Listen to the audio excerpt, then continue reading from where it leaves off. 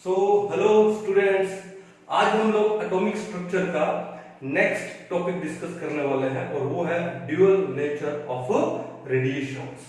Radiation बोलो या electromagnetic radiation बोलो, एक ही बात है। ठीक है, बेसिकली एनसीईआरटी की बुक में ये टॉपिक दिया नहीं हुआ है, लेकिन कॉम्पिटिटिव पॉइंट ऑफ व्यू से ये बड़ा इंपॉर्टेंट है। फिजिक्स में तो इसके अलग अलग चैप्टर्स बना के दिए हुए हैं, लेकिन सबसे पहले अपने को बेसिक पता तो होना चाहिए कि ड्यूअल नेचर है कौन कौन से। तो पहले हम लोग ड्यूअल नेचर ऑफ रेडिएशन आज हम लोग डिस्कस करते हैं। क्या देखो ध्यान से, ड्यूअल नेचर ऑफ रेडिएशन। अब इसके अंदर क्या है कि आपका क्लास 9 या 10th का भी थोड़ा सा नॉलेज इसमें काम आ जाएगा। तो सबसे पहले वो ड्यूअल यानी दो नेचर कौन से हैं रेडिएशन के। पहला जो नेचर है उसको हम लोग क्या बोलते हैं, wave nature. Means light behave as a wave, light एक वेव की तरह बिहेव करती है। और जो दूसरा नेचर है और उसको हम लोग क्या बोलते हैं, पार्टिकल नेचर, कि वो पार्टिकल की तरह भी बिहेव करती है। ये क्या बोलते हैं, light behave both as a wave and as a particle. अब ये वेव नेचर और पार्टिकल नेचर तो है, लेकिन वो एग्जांपल कौन कौन से हैं, what are the examples of wave nature of radiation of light. तो हम लोग पहले ये पढ़े कि वेव नेचर के एग्जांपल कौन कौन से हैं, और उसके बाद पार्टिकल नेचर के एग्जांपल कौन कौन से हैं।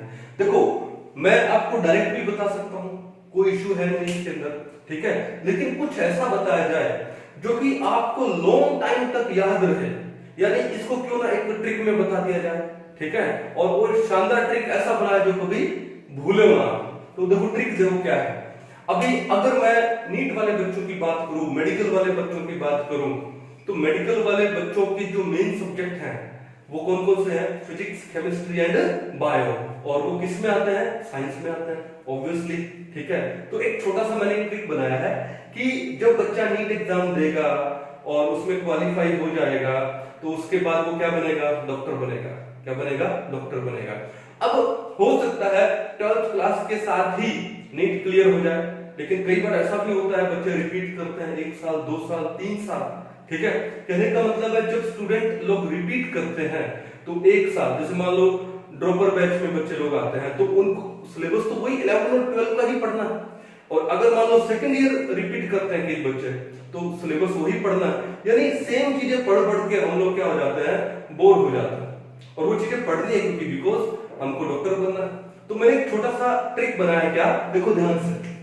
ट्रिक ये था, डॉक्टर जब किसी के नेम के आगे डॉक्टर लगता है तो हम लोग क्या लगाते हैं, डीआर लगाते हैं। तो डॉक्टर आगे rest in piece, RIP, doctor rest in piece. अब डॉक्टर रेस्ट इन पीस कैसे हो गया, आफ्टर स्टडीइंग साइंस। मैंने बोला ना 1 साल ड्रॉप किया तो भी वही 11th 12th का सिलेबस करना है, दूसरे साल अगर ड्रॉप करना पड़े तो भी सिलेबस वही है, यानी मरने वाली सी हालत हो जाती है।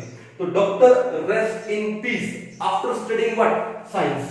साइंस को शॉर्ट में हम लोग क्या लिखते हैं, SC. Doctor rest in piece after studying what, science. और वो साइंस में कौन कौन से सब्जेक्ट आते हैं उसके डॉक्टर बनने के लिए, physics, chemistry and biology. Okay, ये छोटा सा ट्रिक था, क्या, doctor rest in piece after studying science, और उसमें सब्जेक्ट कौन से हैं, फिजिक्स, केमिस्ट्री एंड बायोलॉजी। अब देखो एक एक करके पढ़ते हैं। यहां पे डी का मतलब यहां पे क्या है, डिफ्रैक्शन। डी का मतलब क्या है, डिफ्रैक्शन। आर का मतलब क्या है यहाँ पे, रिफ्रैक्शन। लास्ट में दोनों के रिएक्शन आ रहा है तो डिफ्रैक्शन, रिफ्रैक्शन। और नेक्स्ट आर क्या हुआ आपका, रिफ्लेक्शन। आपने रिफ्लेक्शन ऑफ लाइट पढ़ा होगा, रिफ्रैक्शन ऑफ लाइट पढ़ा होगा, डिफ्रैक्शन ऑफ लाइट पढ़ा होगा। आई का मतलब क्या होता है, इंटरफेरेंस। आई का मतलब क्या होता है, इंटरफेरेंस। और पी का मतलब क्या होता है, पोलराइजेशन।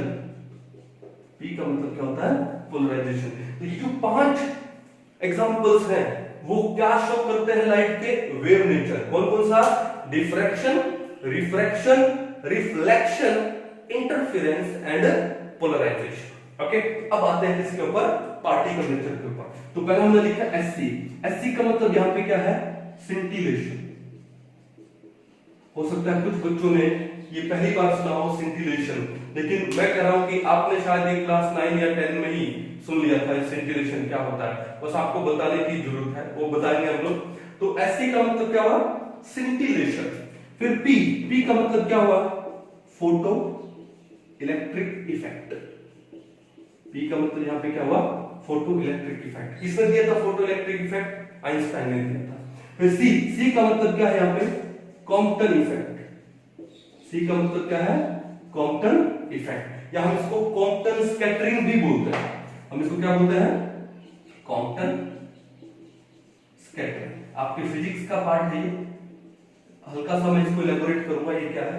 एंड बी, बी का मतलब क्या होता है, ब्लैक बॉडी रेडिएशन।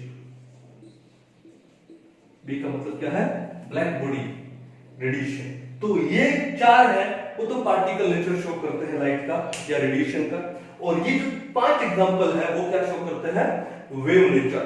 आराम से, कोई जल्दी नहीं है, क्या सिंपल सा क्या ट्रिक है, डॉक्टर यानी डिया रेस्ट इन पीस यानी RIP after studying science which includes subjects physics, chemistry and biology, diffraction, refraction, reflection, then interference, then polarization, then scintillation, photoelectric effect, Compton effect, इसको हम लोग Compton scattering भी बोलते हैं, और ब्लैक बॉडी रेडिएशन। बड़ा easy तरीका है, ऐसे ट्रिक से याद करोगे आई थिंक लाइफ टाइम आप नहीं भूलोगे। तो एक बार इसको आप अपनी नोटबुक पे उतार लीजिए, फिर एक एक को हम फटाक से इलैबोरेट करते हैं। तो अभी हम एक एक करके इन सबको क्या करते हैं, इलैबोरेट करते हैं। तो सबसे पहले हम लोग क्या ले लेते हैं, यहाँ पे वेव नेचर को ले लेते हैं।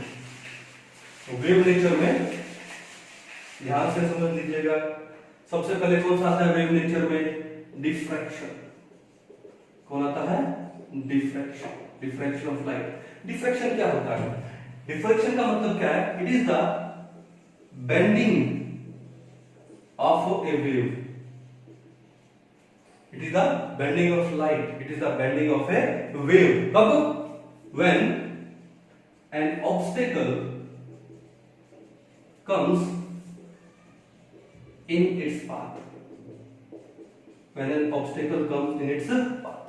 कैसे, जैसे मान लो आप एक काम कीजिए, आप एक काम कीजिए, आप एक कमरे में अपने मोबाइल का जो बैक फ्लैश लाइट है वो ऑन कीजिए। फ्लैश लाइट ऑन करोगे तो क्या होगा, सामने आप एक कोई सॉलिड ऑब्जेक्ट रख दो, क्या रख दो, सॉलिड ऑब्जेक्ट। तो जो लाइट है इस सॉलिड ऑब्जेक्ट के पीछे क्या बन जाता है, शैडो बन जाता है। क्या बन जाता है, शैडो। जब हम लोग टॉर्च मारते हैं और सामने कोई ऑब्जेक्ट आ जाता है तो उस ऑब्जेक्ट के पीछे क्या बन जाता है, एक शैडो बन जाता है। जैसे सनलाइट में जब हम लोग बाहर जाते हैं धूप में, तो धूप में बाहर आते तो हमको हमारा क्या दिखाई देता है, शैडो। क्यों, क्योंकि हम क्या हो गए, वहां पे ऑब्जेक्ट हो गए और लाइट हमारे ऊपर आ रही है, तो क्या बन जाता है, शैडो। तो हम क्या वहां पे, ऑब्जेक्ट, ऑब्स्टेकल। तो क्या होता है, तो लाइट बेंड हो जाती है। तो डिफ्रैक्शन का मतलब क्या है, it is the bending of a wave, it is the bending of a light when an obstacle comes in its path, and due to bending object का क्या बन जाएगा, शैडो बन जाएगा। तो ये देखो ध्यान से, ये कोई ऑब्स्टेकल है या ऑब्जेक्ट है और यहां से लाइट आ रही है in the form of wave, और वो यहां से क्या हो गई, बेंड हो गई। क्या हो गई, बेंड हो गई। और इस बेंडिंग ऑफ वेव को हम लोग क्या बोलते हैं, डिफ्रैक्शन। किसका नेचर है ये वेव नेचर शो करता है लाइट का। कौन सा नेचर शो करता है, वेव नेचर। चलो नंबर 2 पे आते हैं। नंबर 2 क्या है, रिफ्रैक्शन। अब रिफ्रैक्शन, रिफ्रैक्शन क्या होता है, ये भी बेंडिंग है, ये भी बेंडिंग ऑफ लाइट है, बेंडिंग ऑफ वेव है। कब, जब मीडियम चेंज हो जाए, जब क्या हो जाए, मीडियम चेंज हो जाए। तो क्या लिखोगे, it is the bending of light when it enters a medium, when enters a medium with different speed, with different speed। Okay, जैसे मान लो एक मीडियम है, वो फास्ट मीडियम ले लेते हैं, एक स्लो मीडियम ले लेते हैं। जैसे मैं आपको एक एग्जांपल लेके दिखाता हूं। ठीक है, आप स्विमिंग पूल में देखा होगा आप लोगों ने, तो स्विमिंग पूल के अंदर मान लो ये बाउंड्री है और यहां पे नीचे क्या है, ये वाटर, ये वाटर है। ओके, तो ये मीडियम दूसरा है, वाटर वाला मीडियम है, और ये ऊपर क्या है, एयर है। देखो मीडियम चेंज हो रहा है, और ये क्या हो गई, बाउंड्री हो गई। इस वाटर को हम थोड़ा स्लो मीडियम मान लेते हैं, और एयर यहाँ पे वाटर के कंपैरेटिवली क्या है, फास्ट मीडियम। ठीक है, जब एक रे एंटर करेगी, इस बाउंड्री पे स्ट्राइक करेगी, इस बाउंड्री पे क्या करेगी, स्ट्राइक करेगी, तो वो वेव है वो बेंड हो जाती है towards the normal of this boundary. ये बाउंड्री है, इस बाउंड्री का अगर आप नॉर्मल लोगे तो वो नॉर्मल ये होगा, तो वेव जानी तो चाहिए थी ऐसे सीधी, लेकिन वो वेव क्या हो जाती है, हल्की सी बेंड हो जाती है, किसके टुवर्ड्स, टुवर्ड्स द नॉर्मल। ये क्या है, this is the normal of the boundary. वो जो वेव है इस नॉर्मल ऑफ द बाउंड्री के टुवर्ड्स हल्की सी क्या हो जाती है, बेंड हो जाती है। तो इस बेंडिंग ऑफ वेव को हम लोग यहाँ पर क्या बोलते हैं, रिफ्रैक्शन बोलते हैं। लेकिन ये कब होता है, जब आपका मीडियम चेंज होता है। ठीक है, जब मान लो ये एयर को मैं यहाँ पे फास्ट मीडियम मान रहा हूँ और वाटर यहाँ पर उसके कंपैरेटिवली क्या हो गया, स्लो मीडियम हुआ, तो ये जो वेव है, ये जो रे है वो toward the normal of the boundary की ओर हल्की सी बेंड हो जाती है। मींस इस वाटर वाले मीडियम में स्पीड लाइट की थोड़ी सी कम है और एयर वाले में थोड़ी सी मान लो ज्यादा है। तो क्या, it is the bending of light when it enters a medium with different speed, और वो लाइट बेंड कहां होती है, towards the normal of the boundary. वो बाउंड्री किसका, जो दो मीडियम को क्या करती है, सेपरेट करती है। तो इसको हम लोग क्या बोलते हैं, रिफ्रैक्शन बोलते हैं। अब रिफ्रैक्शन हमारी लाइफ में बड़ा इंपॉर्टेंट है।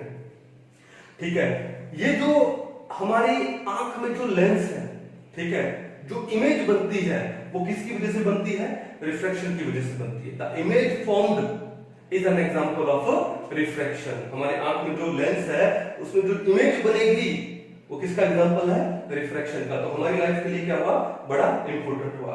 तो कौन सा नेचर शो किया यहाँ पर, ये भी वेव नेचर। हमने दो नेचर पढ़े अभी, कौन सा, डिफ्रैक्शन एंड रिफ्रैक्शन।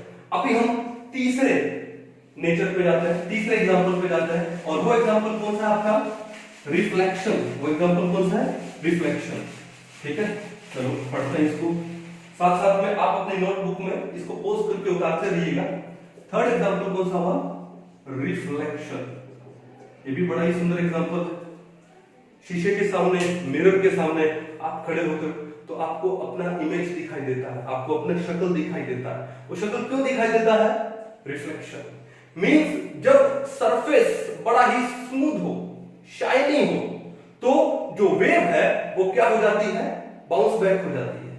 क्या हो जाती है, bounce back. So the bounce back of a wave, उसको when it strikes on a surface which is very smooth and shiny, तो उसको हम लोग क्या बोलते हैं, रिफ्लेक्शन बोलते हैं। जैसे मान लो हमने एक ही सरफेस ले लिया, बड़ा ही स्मूथ सरफेस है, जैसे मान लो मैंने यहाँ पे ये ले लिया, मिरर ले लिया। अब यहाँ पे कोई वेव हमने क्या किया, इंसिडेंट करवाई, तो इसको हम लोग क्या बोल देते हैं, इसको मैं बोल दूं यहाँ पे क्या, इंसिडेंट। तो वो रे क्या हो जाती है, बाउंस बैक हो जाती है, तो इसको हम लोग क्या बोलते हैं, रिफ्लेक्टेड रे। क्या बोलते हैं, रिफ्लेक्टेड रे। अब देखो इस सरफेस का जो नॉर्मल है वो ये है, इस सरफेस का नॉर्मल ये है, तो एक एंगल तो बना ये और एक एंगल बना ये, तो ये जो एंगल है थीटा, इसको बोलते हैं एंगल ऑफ इंसिडेंस, और ये एंगल है इसको बोलते हैं एंगल ऑफ रिफ्लेक्शन। और यहां पे ये जो एंगल ऑफ इंसिडेंस है, यहां पे ये जो एंगल ऑफ इंसिडेंस है वो किसके इक्वल आता है, एंगल ऑफ रिफ्लेक्शन। तो मैंने क्या बोला, so the bouncing off a ray when it strikes on a very plain surface, for example mirror हो गया, तो उसको हम लोग क्या बोलते हैं, रिफ्लेक्शन बोलते हैं। क्या बोलते हैं उसे हम लोग, रिफ्लेक्शन। तो ये भी किसका एग्जांपल हो गया, वेव नेचर का एग्जांपल हो गया। अब आते हैं नंबर 4 पे, क्या था, डॉक्टर रेस्ट इन। इन में आई का मतलब क्या होता है, इंटरफेरेंस। आई का मतलब क्या है? इंटरफेरेंस। देखो रटना नहीं है कि ये टर्म क्या आ गई, इसको अपनी डेली लाइफ की टर्म के साथ रिलेट करो और डाल दो। देखो इंटरफेरेंस को मैं कैसे याद करता हूं? हमारी डेली लाइफ में एक वर्ड है इंटरफियर। कोई हमारे काम में इंटरफियर करे तो हमें पसंद नहीं है। जैसे मुझे कुकिंग का शौक है, नई नई डिश बनाना मुझे अच्छा लगता है, तो जब कुकिंग करूंगा तो वहां पे कोई होना नहीं चाहिए। सपोज मम्मी है वहां पर, मैं कुकिंग कर रहा हूं तो बीच में मान लो मम्मी कोई सामान लेने के लिए आ गई, तो मुझे क्या कुछ इरिटेशन होता है, ठीक है ना? ओके, तो इसका मतलब क्या है कि मम्मी ने मेरे काम में इंटरफियर किया। क्या किया? इंटरफियर किया। और जब कोई हमारे काम में इंटरफियर करता है तो मोस्ट ऑफ द टाइम हमको बहुत बुरा लगता है, लेकिन कभी कभी कुछ इंटरफियर अच्छा भी होता है, ठीक है, हमको अच्छा भी लगता है। कैसे? जैसे मान लो कि मैं कुकिंग कर रहा हूं, मम्मी आई और मम्मी ने जैसे मान लो कुछ अनियन टमाटोज वो मेरे लिए चॉप कर दिए, तो मेरी हेल्प हो गई ना। मम्मी ने इंटरफियर तो किया, लेकिन वो इंटरफियर से मुझे अच्छा लगा। तो इसका मतलब इंटरफियर दो टाइप का होता है, एक होता है पॉजिटिव इंटरफियर और एक होता है नेगेटिव इंटरफियर जो इरिटेट करता है। तो अब इसको यहां से कैसे रिलेट करें इंटरफेरेंस को? तो देखो ध्यान से, क्या बोला कि व्हेन अ वेव या व्हेन टू और मोर देन टू वेव्स, दो या दो से ज्यादा जो वेव्स है, जब उसको हम लोग क्या करते हैं? ऐड करते हैं, कंबाइन करते हैं, ठीक है? कैसे? देखो मान लो हमारे पास एक वेव थी ये, ठीक है, और इस वेव का ये एम्पलीट्यूड है। इस वेव का क्या है? ये एम्पलीट्यूड है, और इस एम्पलीट्यूड को मैं यहां पे लिख देता हूं क्या? ए। ओके, और हमारे पास एक वेव थी जिसका एम्पलीट्यूड है ये, और इस एम्पलीट्यूड को मैं लिख देता हूं क्या? बी। अब इन दो वेव्स को हम लोग क्या कर रहे हैं? मिक्स कर रहे हैं। अब मिक्स करने से हो क्या सकता है? हमारे पास एक न्यू वेव बनेगी। क्या बनेगी? New wave. अब वो न्यू वेव कैसी बन सकती है? ऐसा हो सकता है कि जो न्यू वेव बने उसका एम्पलीट्यूड हो वो a प्लस में b हो। तो जब a प्लस b एम्पलीट्यूड बनेगा तो हम उसको क्या बोलेंगे? पॉजिटिव इंटरफेरेंस, या उसको बोलेंगे हम लोग एडिटिव इंटरफेरेंस, ठीक है? तो मान लो ऐसा हो सकता है कि जो एक वेव हमारे पास बनी, ठीक है, मैं यहां पे दिखा रहा हूं आपको, ठीक है, एक वेव हमारे पास जो बनी वो कुछ ऐसी बन गई, और इसका जो ये एम्पलीट्यूड आया वो एम्पलीट्यूड हमारे पास कौन सा है? a प्लस में b। तो इस चीज को हम लोग क्या बोलेंगे? इसे एडिटिव इंटरफेरेंस। इसे हम लोग क्या बोलेंगे? एडिटिव इंटरफेरेंस, ठीक है? अब ऐसा भी हो सकता है कि जो नई वेव बने उसका एम्पलीट्यूड क्या हो? b माइनस में a, वो क्या हो जाएगा आपका?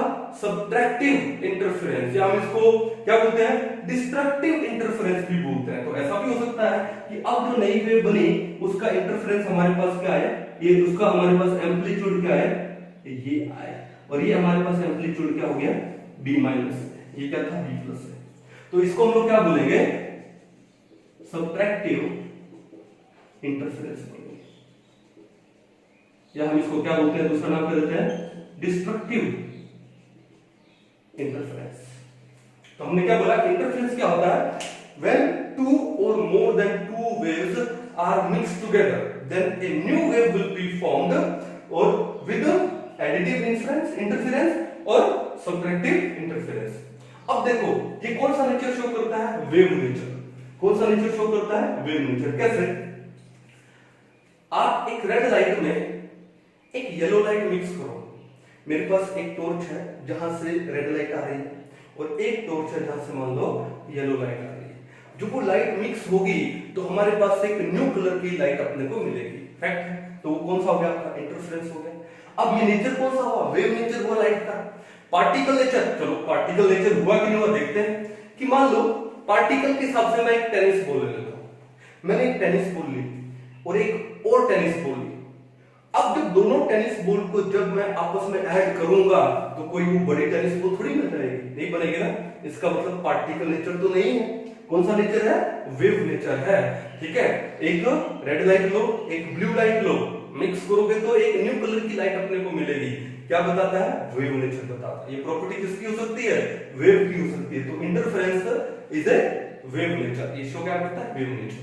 तो हमारे पास कितने नेचर हो गए यहाँ पे लाइट के? 4 नेचर हो गए। कौन से? डिफ्रैक्शन, रिफ्रैक्शन, रिफ्लेक्शन, उसके बाद आपका इंटरफेरेंस। अब लास्ट हमारे पास कौन सा बचा? पोलराइजेशन। कौन सा बचा? पोलराइजेशन। अच्छे से पढ़ते हैं कि पोलराइजेशन क्या होता है। नंबर 5 पे हमारे पास पोलराइजेशन। ठीक है, अब देखो क्या है कि एक वेव एक मीडियम में ऑसिलेट कर रही है। आप मेरे हाथ की मूवमेंट देखिएगा। मान लो वेव एक मीडियम में ऑसिलेट कर रही है ऐसे, ओके। अब जब ये वेव किसी दूसरे मीडियम में एंटर होगी तो उसका जो एंगल ऑफ ऑसिलेशन है, उसका जो पाथ ऑफ ऑसिलेशन है वो चेंज हो जाता है। क्या हो जाता है? चेंज। उस चीज को हम लोग क्या बोलते हैं? पोलराइजेशन। तो व्हाट इज पोलराइजेशन? कि when the path of oscillation of a wave changes when it enters into different medium। ठीक है, मान लो वेव पहले एक मीडियम में इस पाथ पे ऑसिलेट कर रही थी, जैसे आगे दूसरा मीडियम आया उसका ऑसिलेशन का पाथ मान लो ये हो गया, फिर मीडियम चेंज हुआ ये हो गया। ठीक है, तो इसको जो पाथ ऑफ ऑसिलेशन चेंज हुआ व्हेन द मीडियम चेंजेस, उसको हम लोग क्या बोलते हैं? पोलराइजेशन। ठीक है, so the path of oscillation changes when the medium changes of a wave is known as polarisation. और ये कौन सी नेचर शो करता है आपको? कौन सा? वेव नेचर शो करता है। ठीक है, ये देखो ये वेव मान लो पहले, तो इसका पाथ ऑफ ऑसिलेशन मान लो ये था, लेकिन जैसे ही हमने मीडियम चेंज किया अब इसका पाथ ऑफ ऑसिलेशन देखो कुछ ऐसा हो गया।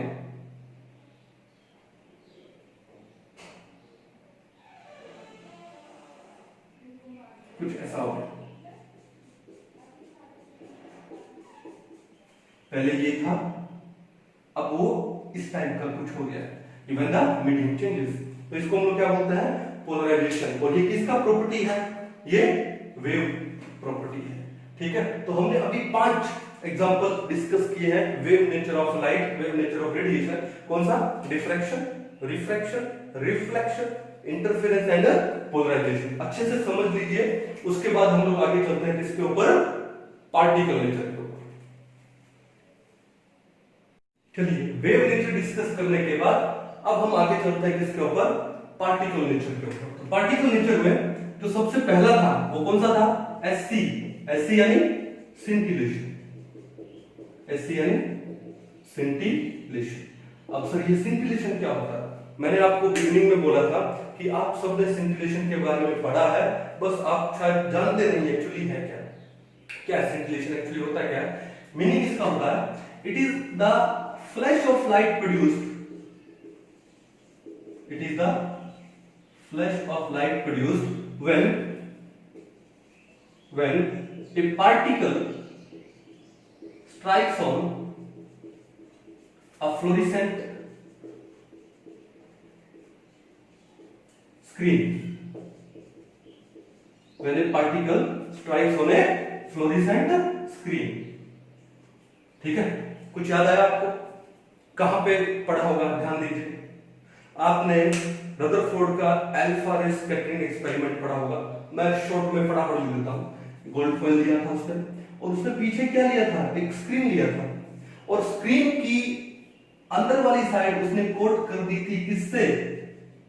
किससे? जिंक सल्फाइड से। जिंक सल्फाइड क्या बनाता है? फ्लोरेसेंट स्क्रीन बनाता है। क्या बनाता है? फ्लोरेसेंट स्क्रीन बनाता है। ठीक है, फिर अल्फा पार्टिकल्स को उसने क्या किया था? बम्बार्ड करवाया था। फिर पहला उसने ऑब्जर्वेशन क्या किया? Most of the alpha particles went straight. Question उठता है कि उसको कैसे पता लगा कि most of the alpha particle went straight? क्यों? क्योंकि यहां पर बिल्कुल सामने बार बार फ्लैश ऑफ लाइट प्रोड्यूस हो रहा था। क्या प्रोड्यूस हो रहा था? यहां पे फ्लैश ऑफ लाइट प्रोड्यूस हो रहा था, और इस फ्लैश ऑफ लाइट को हम लोग क्या बोलते हैं? सिंटिलेशन बोलते हैं। क्या बोलते हैं? सिंटिलेशन।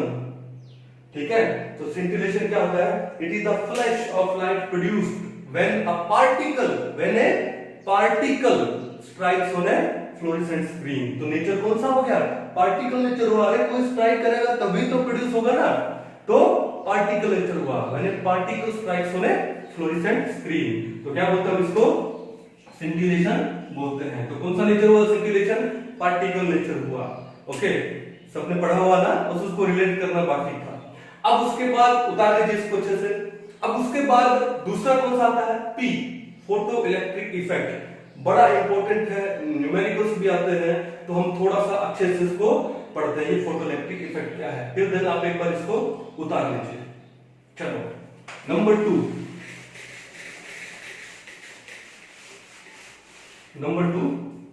क्या बोला हम लोगों ने? नंबर 2 क्या है? Photo electric effect. किसने दिया था ये? एल्बर्ट आइंस्टाइन ने दिया था। किसने दिया था? आइंस्टाइन ने दिया था। तो ये फोटो इलेक्ट्रिक इफेक्ट है क्या? देखो सिंपल सी बात, मान लो आपके पास कोई मेटल सरफेस है, ये हमने क्या लिया यहाँ पे? मेटल सरफेस लिया। तो ये क्या बोलता है फोटो इलेक्ट्रिक इफेक्ट? कहते हैं कि when A wave or you can say radiation of some suitable frequency strikes on a metal surface। जब कोई एक वेव है या रेडिएशन है of some suitable frequency, ये मेटल सरफेस पे जब स्ट्राइक करती है तो यहां से ये इलेक्ट्रॉन को क्या करती है? इजेक्ट करती है। किसको इजेक्ट करती है? इलेक्ट्रॉन को। ये इंसिडेंट रे है आपका, इंसिडेंटल रेडिएशन या इंसिडेंट रे। तो क्या बोला? When a wave or radiation of some suitable frequency strikes a metal surface, then it ejects electron from the metal surface। अब ये जो इलेक्ट्रॉन इजेक्ट होते हैं, इनको हम लोग क्या बोलते हैं? फोटो इलेक्ट्रॉन्स बोलते हैं। क्या बोलते हैं? Photo electrons. आप देखो ध्यान से, जब एग्जाम में क्वेश्चन आता है तो वहां पे आपको कंफ्यूज किया जाता है। फोटो इलेक्ट्रॉन्स अलग है, फोटॉन्स अलग होता है। फोटोन क्या होता है? A small packet of energy of light, उसको फोटोन बोलते हैं। और फोटो इलेक्ट्रॉन्स क्या होते हैं? The electron ejected from a metal surface when a radiation of some suitable frequency strikes on it, तो उसको हम बोलते हैं फोटो इलेक्ट्रॉन्स। तो photo electrons and photon they are two different things, तो इसके बारे में कभी आप कंफ्यूज मत होइएगा। ओके, अब देखो बात ये है, पहली बात तो पहला क्वेश्चन ये है कि जो मेटल हम लोग यूज करते हैं किसके लिए? फोटो इलेक्ट्रिक इफेक्ट में हम वो मेटल यूज करते हैं जिसका आयोनाइजेशन एनर्जी या यू कैन से आयोनाइजेशन पोटेंशियल बहुत ही कम होता है। अब पीरियोडिक टेबल में सबसे कम आयोनाइजेशन पोटेंशियल किसका है? सीजियम का है। किसका है? सीजियम का। तो बेसिकली जो हम लोग मेटल यूज करते हैं यहाँ पे, बेसिकली जो मेटल यूज करते हैं वो कौन सी यूज करते हैं? सीजियम, CESIUM, ये लिख सकते हो। कौन सी यूज करते हैं? सीजियम। क्यों यूज करते हैं? Metals which have low what ionisation potential are used for photo electric effect. क्यों? वहां से इलेक्ट्रॉन को इजेक्ट करना बहुत आसान है। फिर क्वेश्चन होता है तो क्या सिर्फ सीजियम में ही फोटो इलेक्ट्रिक इफेक्ट होगा? नहीं। देखो क्या है, हमने लास्ट जो लेक्चर हमने अटेंड किया था उस लेक्चर में मैंने आपको स्पेक्ट्रम के बारे में बताया था और इलेक्ट्रोमैग्नेटिक स्पेक्ट्रम के बारे में हमने कुछ डिस्कस किया था। फिर हमने ये बोला था कि जो इलेक्ट्रोमैग्नेटिक स्पेक्ट्रम क्या होता है? The arrangement of different electromagnetic radiation in order of their increasing wavelength और डिक्रीजिंग फ्रीक्वेंसी। अब देखो कि विजिबल लाइट आई थी उसके अंदर, जिसके अंदर हमको ये कलर दिखाई देते हैं विपग्योर, उसका जो वेवलेंथ का रेंज कितना था? 3800 एंगस्ट्रॉम से लेके 7600 एंगस्ट्रॉम वो वेवलेंथ था। अब दूसरा जो फ्रीक्वेंसी है वो सबसे ज्यादा किसकी बताई थी हमने? कॉस्मिक वेव्स की, फिर गामा, फिर एक्सरे। अगर मैं एक्सरे और एक्सरे के बाद क्या आया था? अल्ट्रावायलेट। अल्ट्रावायलेट के बाद कौन आया था? विजिबल। अगर मैं अल्ट्रावायलेट और विजिबल में देखूं तो विजिबल का वेवलेंथ ज्यादा है और जिसका वेवलेंथ ज्यादा होता है उसका फ्रीक्वेंसी क्या होता है? कम होता है। यानी अल्ट्रावायलेट और विजिबल में अल्ट्रावायलेट का फ्रीक्वेंसी क्या होगा? ज्यादा होगा। यानी अगर हम सीजियम की जगह कोई दूसरी मेटल यूज करें तो हम नॉर्मल, जैसे सीजियम में तो अगर हम लोग विजिबल लाइट इंसिडेंट करवाएंगे तो फोटो इलेक्ट्रिक इफेक्ट हो जाएगा। लेकिन अगर हम कोई दूसरी मेटल यूज करें जिसका आयोनाइजेशन पोटेंशियल ज्यादा होता है तो वहां पर हमको क्या करना पड़ेगा, विजिबल लाइट से काम नहीं चलेगा, वहां पे हमको क्या लेना पड़ेगा, अल्ट्रावायलेट लाइट लेनी पड़ेगी। क्या लेनी पड़ेगी, अल्ट्रावायलेट लाइट। क्यों, क्योंकि उसका फ्रीक्वेंसी ज्यादा है। ज्यादा फ्रीक्वेंसी है तो इलेक्ट्रॉन जल्दी इजेक्ट हो सकता है। इलेक्ट्रॉन को इजेक्ट होने के लिए जो एनर्जी चाहिए वो अच्छे से मिलेगी। क्यों, क्योंकि frequency E is equal to क्या होता है, h न्यू। फ्रीक्वेंसी ज्यादा यानी एनर्जी ज्यादा। ये बात क्लियर आ गई। तो बेसिकली अगर विजिबल लाइट लेते हो तो आप कौन सा मेटल यूज करोगे, सीजियम। और अगर आप दूसरी मेटल यूज करते हो तो जिसके लिए इलेक्ट्रॉन इजेक्ट करने के लिए ज्यादा एनर्जी चाहिए तो कौन सी लाइट लोगे, कौन सी रेडिएशन लोगे, अल्ट्रावायलेट लोगे। कौन सी लोगे, अल्ट्रावायलेट। और अल्ट्रावायलेट से भी ना हो तो फिर बाद में कौन सी, जैसे एक्सरेज हो गई। ठीक है, चलो तो ये तो था फोटो इलेक्ट्रिक इफेक्ट। और थोड़ा सा हमने भी डेफिनेशन पढ़ा। क्या डेफिनेशन बताया, when a wave of some suitable frequency, लिख लीजिए, व्हेन ए रेडिएशन और you can say wave of some suitable energy, energy बोलो या फ्रीक्वेंसी बोलो, सम सुटेबल फ्रीक्वेंसी। एनर्जी और फ्रीक्वेंसी क्यों बोलो, क्योंकि देखो E is directly proportional to nu. Frequency ज्यादा होगा तो एनर्जी ऑटोमेटिकली ज्यादा होगा। किसने दिया था, प्लैंक ने बताया था। तो when a wave of some suitable frequency, bracket में मैं एनर्जी लिख देता हूं, ठीक है, strikes on a metal surface, then it ejects electron from the metal surface. The ejected electrons are known as, क्या बोलते हैं उनको, फोटो इलेक्ट्रॉन्स। क्या बोलते हैं, फोटो इलेक्ट्रॉन्स। ठीक है, इजेक्टेड इलेक्ट्रॉन्स को हम लोग यहाँ पे क्या बोलेंगे, फोटो इलेक्ट्रॉन्स बोलते हैं। ये तो बेसिक डेफिनेशन है, अभी तो पिक्चर बहुत बाकी है। मैं एक बार इसको थोड़ा सा मिटा देता हूँ ध्यान से। देखिए, इजेक्टेड इलेक्ट्रॉन्स को हम लोग क्या बोलते हैं, फोटो इलेक्ट्रॉन्स बोलते हैं। अब देखो, इसको समझने के लिए मैं आपको आपकी डेली लाइफ का एक छोटा सा एग्जाम्पल दूंगा।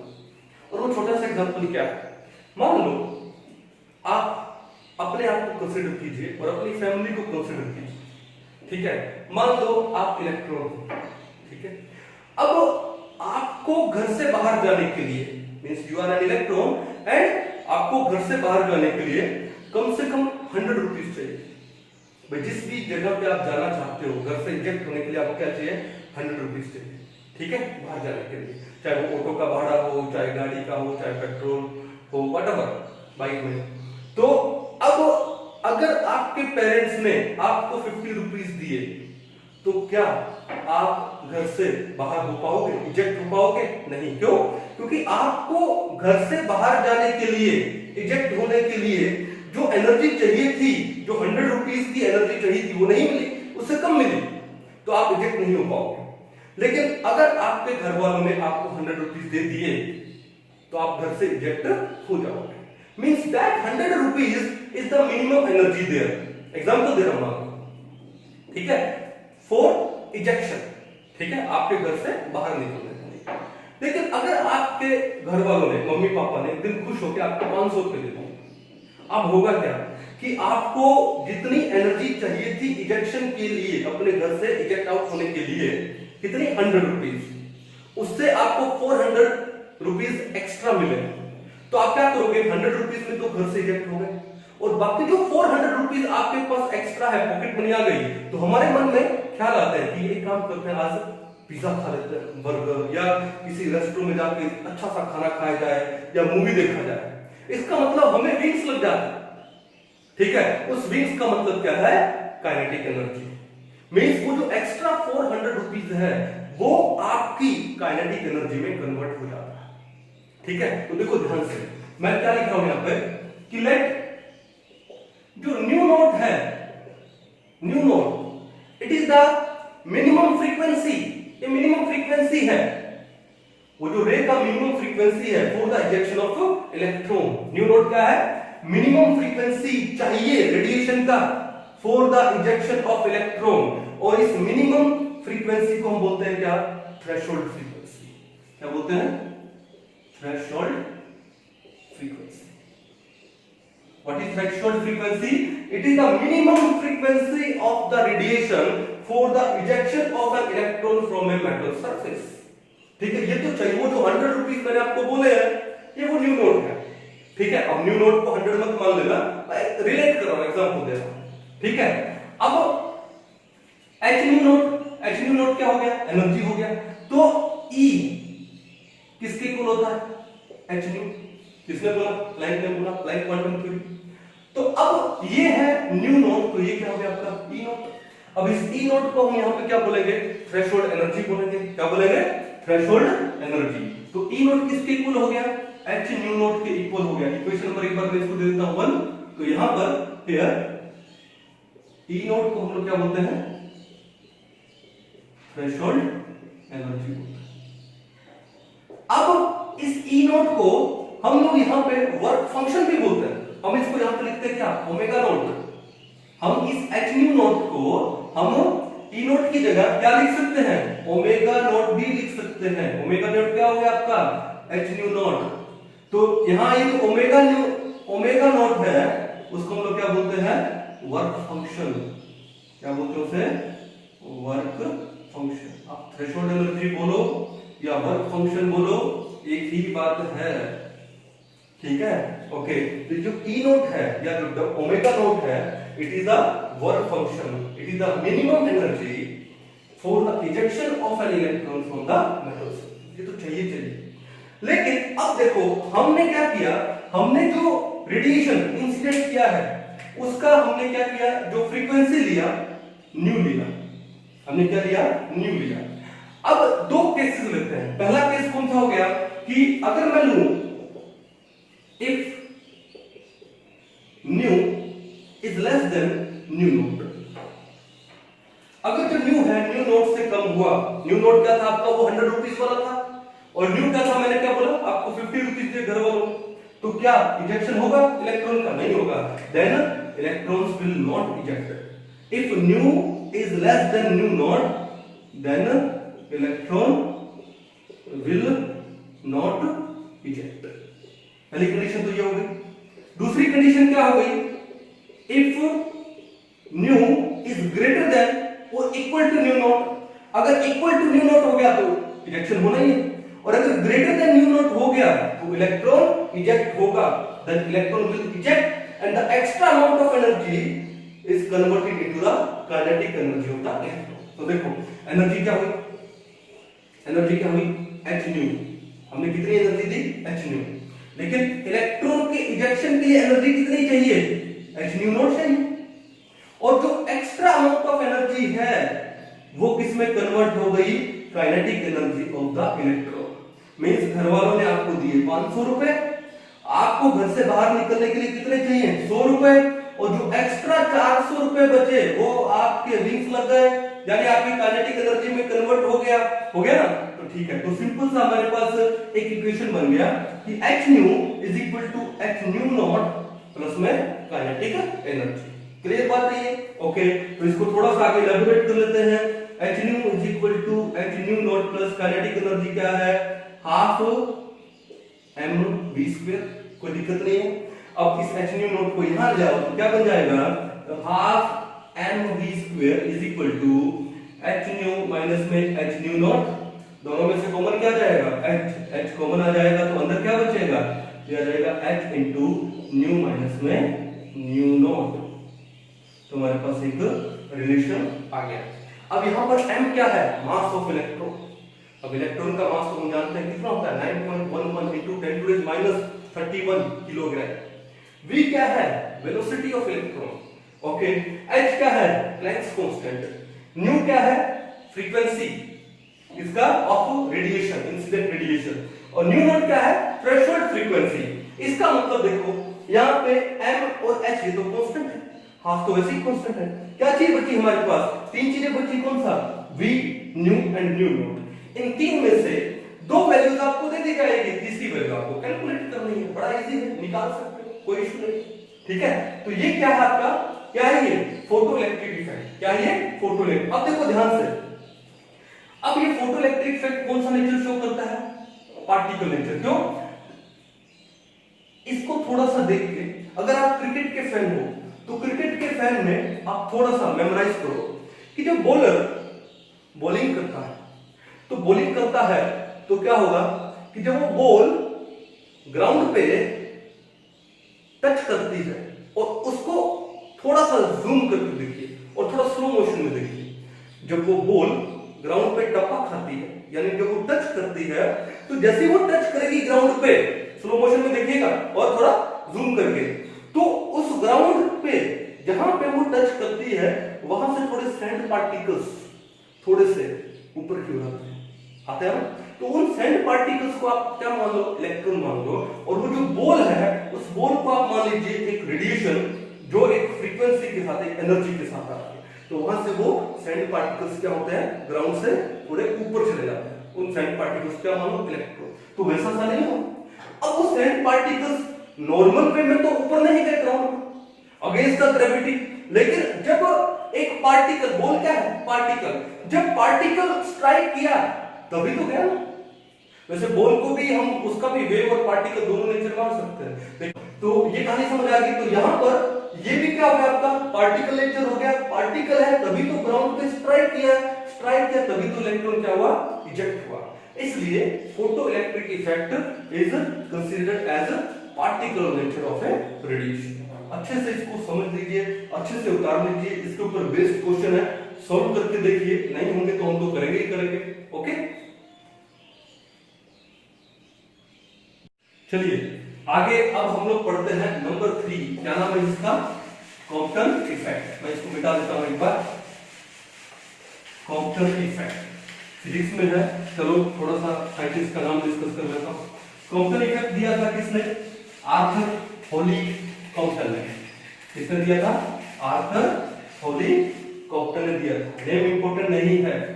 तीसरा क्या है, कॉम्पटन इफेक्ट, या हम इसको क्या बोलते हैं, कॉम्पटन स्कैटरिंग। किसने दिया था ये, आर्थर होली कॉम्पटन ने दिया था। पार्टिकल नेचर शो करता है ये भी। क्या है ये कॉम्पटन इफेक्ट या Compton scattering? Actually it is the scattering of a photon by a charge particle. जैसे इलेक्ट्रॉन की बात कर रहे हैं, क्या लिखा मैंने, it is the scattering of a photon by a charged particle से इलेक्ट्रॉन ले लो। ठीक है, चलो एग्जांपल कैसे देखो। मान लो ये आपके पास एक इलेक्ट्रॉन है, चार्ज पार्टिकल, और एक फोटोन आया और उस फोटोन का एक एनर्जी है, मींस उसका एक वेवलेंथ है। तो मैं एक फोटोन का वेवलेंथ बना रहा हूं। ठीक है,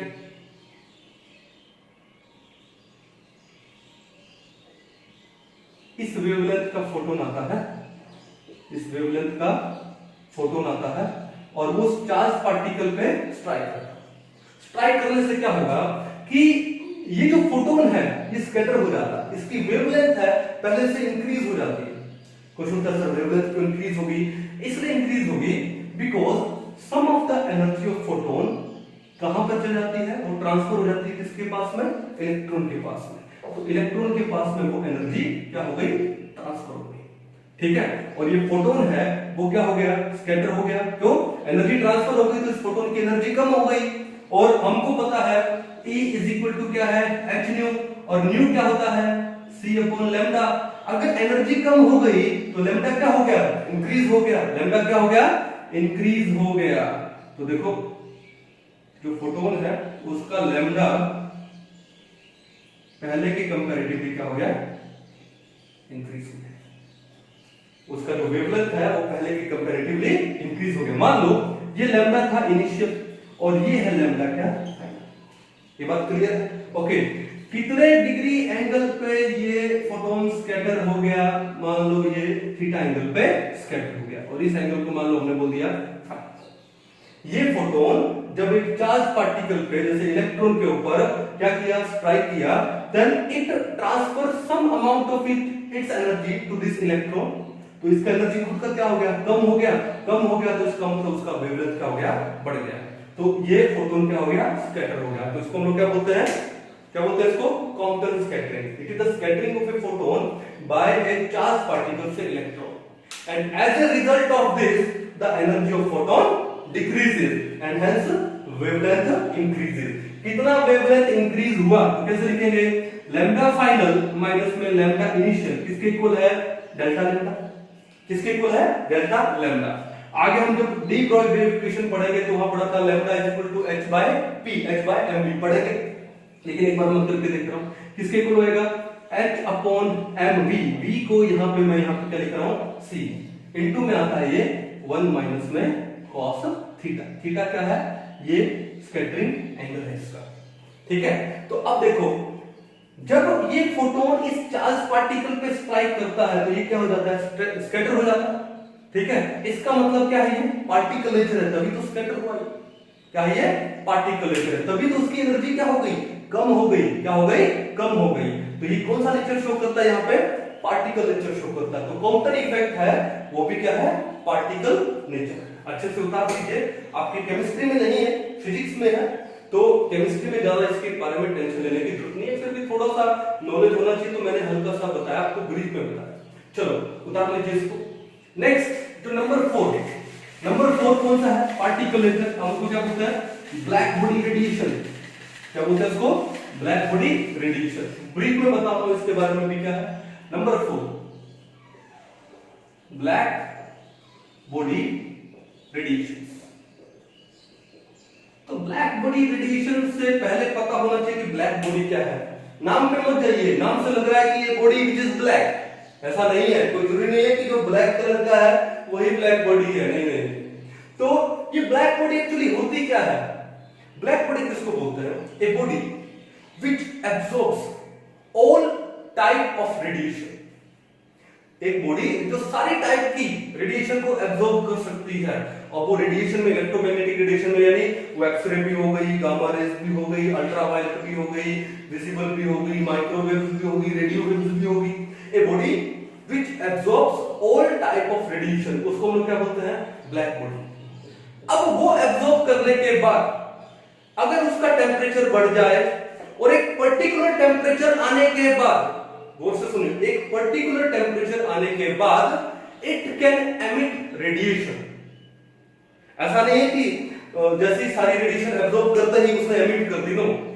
जैसे ही बॉडी ने सारी टाइप की रेडिएशन को एब्सॉर्ब कर सके और उसके बाद एक पर्टिकुलर टेम्परेचर के बाद अगर वो रेडिएशन को एमिट करता है तो उन रेडिएशन को बोलते हैं क्या, ब्लैक बॉडी रेडिएशन। क्या बोलते हैं उसे, ब्लैक बॉडी रेडिएशन। तो what is a black body, a body which can absorb all type of radiations, electromagnetic radiation is known as black body, and at a particular temperature it can emit those radiation, तो उसे हम लोग क्या बोलते हैं, black body radiation. अब mind में question आता है कि सर कोई एक ऐसी ब्लैक बॉडी हो सकती है जो सारी टाइप की रेडिएशन एब्सॉर्ब कर सकती है, सोच के देखो, ठीक है।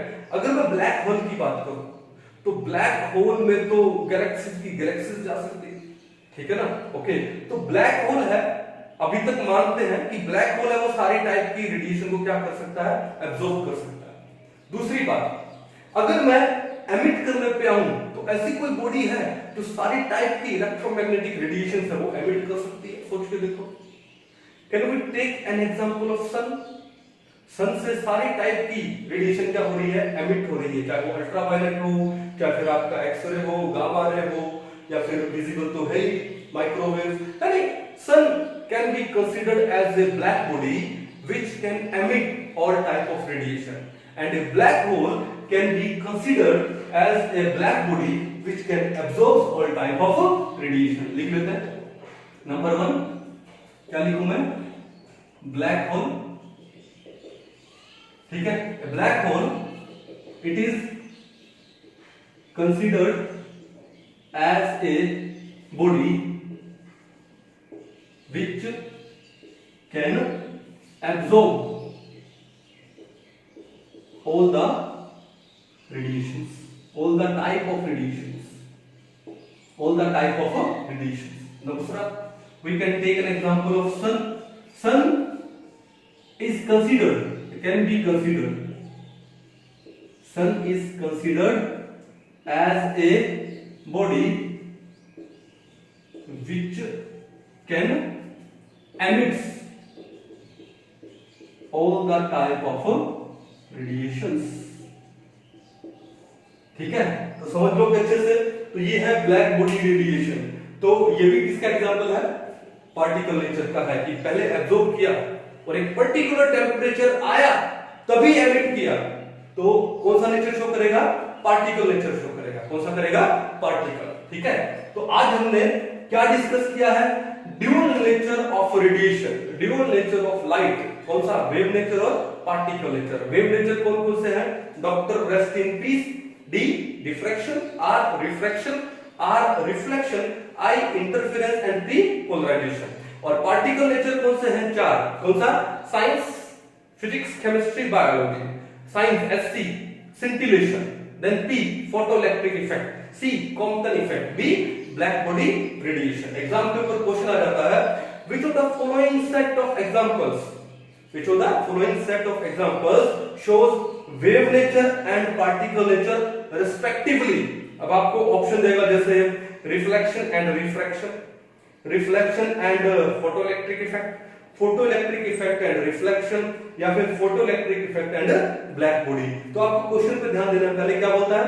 वेव नेचर, फिर एंड पार्टिकल नेचर रिस्पेक्टिवली. तो वेव नेचर में पहले क्या लोगे? रिफ्लेक्शन, और पार्टिकल नेचर में क्या ले लोगे? Photoelectric effect. इस टाइप से क्वेश्चन आपसे पूछ सकता है. दूसरा, फोटोइलेक्ट्रिक इफेक्ट के ऊपर बड़े मजेदार क्वेश्चन बनते हैं. आपके फिजिक्स के अंदर भी ये पार्ट है, लेकिन केमिस्ट्री में एटॉमिक स्ट्रक्चर में भी इसके पार्ट दिया हुआ है. बहुत अच्छे क्वेश्चन बन सकते हैं, अच्छे से इसको समझिएगा ये भी. तो आज के लिए इतना ही, बाकी हम लोग नेक्स्ट लेक्चर में डिस्कस करते हैं. Thank you.